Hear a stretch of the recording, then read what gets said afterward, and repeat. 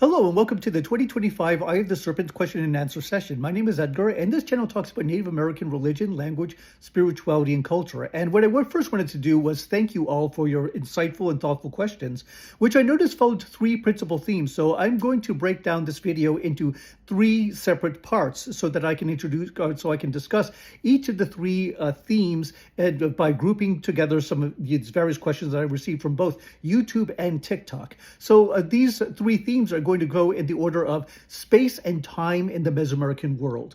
The second, we'll look at Native American myth from Central and North America. And then the third, the largest one, is about historical questions about the histories of the ancient civilizations from especially Central and North America. So this first part is going to look at a couple of questions that I received on the concepts of space and time in the ancient Mesoamerican world. So the first question that I got was about whether there are any contemporary apps that are available to especially look at the Aztec calendar. And so I wanted to say that, yes, there are actually several. I know that there are several apps that are available for mobile devices, but the one that I have used most consistently for many, many years has been the AztecCalendar.com. This one is an institution. This one is very well established, and I'll have the address here on the screen. I can also provide it in the description box. So this is very well broken down so that you can look at individual day signs. You could also browse to look at the teteo, the spiritual beings, say the gods of the Mexica and other Aztec societies of the post-classic period. And so there's a lot of content on this, on AztecCalendar.com. So I found it very reliable. When I used to teach anthropology, I made it an optional exercise for students to explore. Like, say, if they wanted to look at, put in their own birthday, they could enter the month, day, and year, and it would return the tonali, the 260-day calendar version of their birthday. And this follows the logic of the 13 numerics and the 20 individual day signs that ran independently of the 365-day calendar. And each of these numerics and day signs would have a unique combination once every 260 days. So that is one of the fundamental principles of the Mesoamerican ritual calendar that we find among the Aztecs, the Mixtec, the Maya, and many other ancient civilizations. And in some places is still observed today. For example, in southern Guatemala, where we have a tradition of day keeping. So this 260-day calendar is a profoundly important aspect for understanding how time was a sacred element in the Mesoamerican worlds from the ancient to the modern days. And so kind of coming back to the question of what apps do I find most reliable, I'm aware of many apps that are available on mobile devices, but the only one that I have used consistently for over a decade, I'd say at least 2 decades, has been the AztecCalendar.com. And more recently, I've also been aware of a Maya calendar that is available through the Smithsonian Institution. And I'll provide a link to that one as well. I can also put it here on the screen. This is one that draws from both the classical Maya understandings of the calendar, which includes the long count units, which were very popular from the classical Maya hieroglyphs. And it even includes insights and experiences from the contemporary practitioners of southern Guatemala, the Ajija, those who work with the days in the Quiche Mayan language in southern Guatemala. So it draws from both ancient and contemporary knowledge of the ritual calendar from the Maya perspective. So I have links to both the Aztec and Maya versions of the sacred calendar that I have found the most useful for a beginner audience. And I am also working on one that would actually integrate both the Aztec and Maya versions of the calendar. So I've been doing some progress reports, and I'm actually looking to return to the descriptions of the calendar days. That's where I currently am in my own development of my version of the Mesoamerican calendar, which will have both a Aztec version, which will include images of the days as well as the attendant teo, the gods and spirits that preside over different houses, different sections among the various cycles of the sacred 260-day calendar of the Aztecs and other Mesoamerican civilizations. And I will also include Nahuatl pronunciations of many of these terms. So that's one that's still in progress, but I will have more updates on this project as it develops further ahead. The second question that came in about Mesoamerican spacetime was one to distinguish between Aztec and Maya astronomy. And this question came in from TikTok. And I thought this was a very interesting question because while we don't really have a lot of explicit content about the Aztec tracking of movements of celestial bodies, what we do have does show some important distinctions from what we know from the Maya observations of the moon, the sun, Venus, and other celestial bodies. And we can thank especially the codices. The Codex Dresden, for example, has tables of content related to tracking the movement of the sun, the moon, even predicting lunar eclipses, solar eclipses, and other celestial bodies such as Venus and Mars. And I will show some examples from the Codex Dresden to illustrate how these bodies were symbolically represented as mythical beings and the places where they are being monitored and charted to predict their movements and why they were relevant. The Venus had a lot to do with military movement. The eclipses were related to predicting weather patterns, and Mars had its own mythical associations. So the Maya astronomy was remarkably precise. Some anthropologists have said that the only ancient Chinese civilization was as precise as the Maya in tracking the movement of the moon. The lunar cycle in some Maya records was precise down to almost a half minute. So that it was incredibly precise observations of these celestial bodies in the nighttime sky.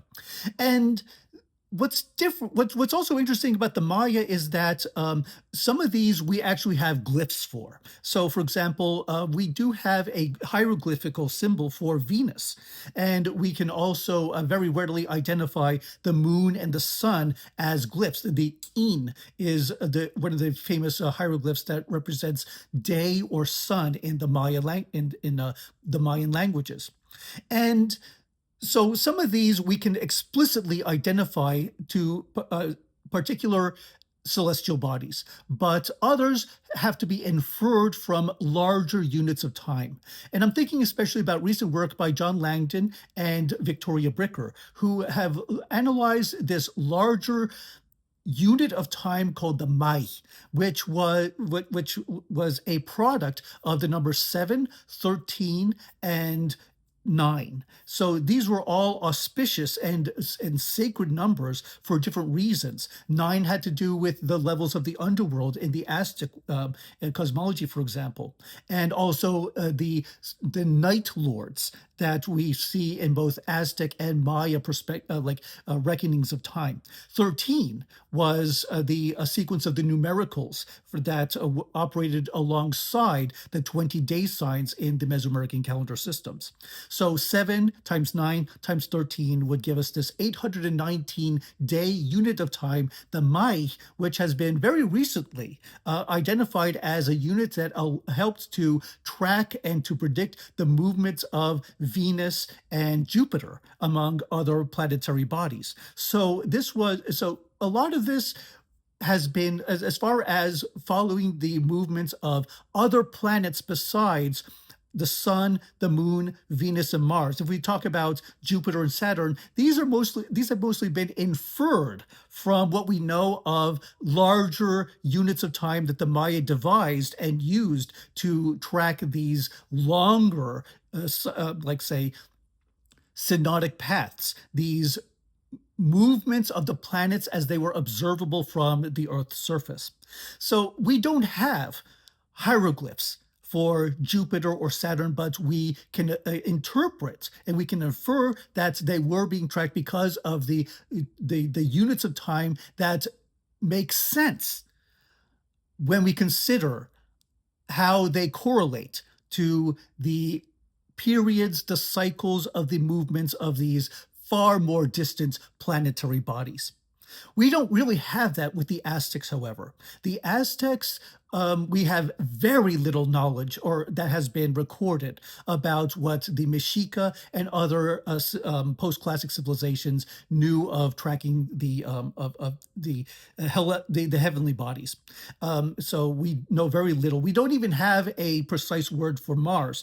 The only term that I have seen for Mars in classical Nahuatl, it was Hueyixitlalin, which would be the great star. And those otherwise, nothing that specifically identified Mars as a planet that the Aztecs that were readily tracking.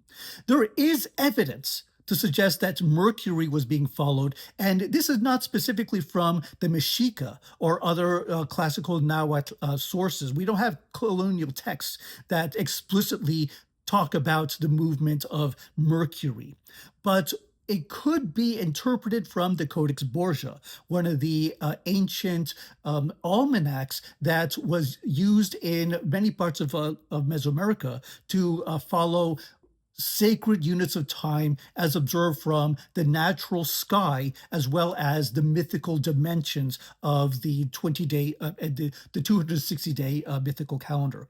The codices also situated the sacred beings with different units of time. And we see this with both the Maya and the Central Mexican sources.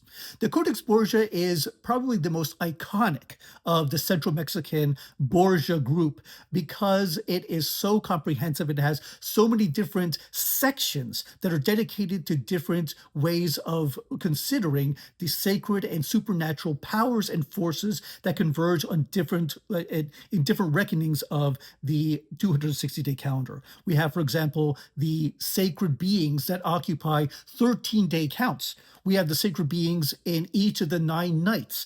We have the birds and other flying creatures in the 13-day, each of the 13 numeric counts. And especially the 20 days themselves. Each of the days had its own attendant sacred god. So the Codex Borgia has a wealth of content about these different units of time and the different forces that governed and drove how each of these followed its own sequence and cycle. And there is a section toward the middle that is looking at the movement of this priestly figure. And here I am acknowledging the work of Susan Milbrath, who has done a lot of research on the codices and possible astronomical events that were being either observed, predicted, or even mythologized in these extensively elaborate and richly detailed mythical scenes.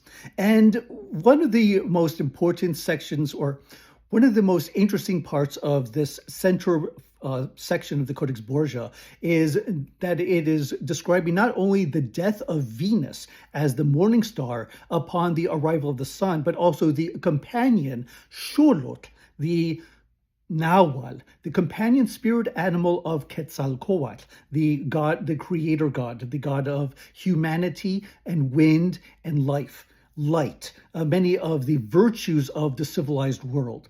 And Quetzalcoatl had his own Nahual, his companion spirit animal. And this was a dog-headed figure named Xolotl. And this may sound familiar to some of you who may know about the Xolo Itzcuintli, the famous Mexican hairless dog. That's where the Xolo root or the stem of that word comes from Xolotl.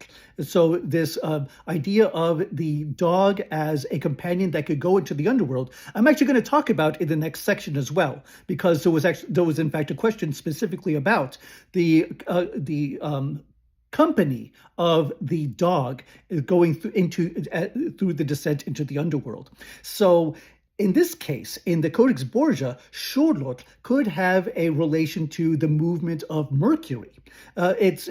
this has to be interpreted from what we understand or what we know of the representation of the planets in the Codex Borgia and other sources. Because again, we don't really have any explicit Nahuatl or even Spanish commentary from that time to corroborate this, but we can, based on the consistency of the figures and what we know of their relation to known planetary associations, there is some reason to suspect that Xolotl, as the dog-headed companion spirit animal, could be representing then the movement of Mercury in the Codex Borgia.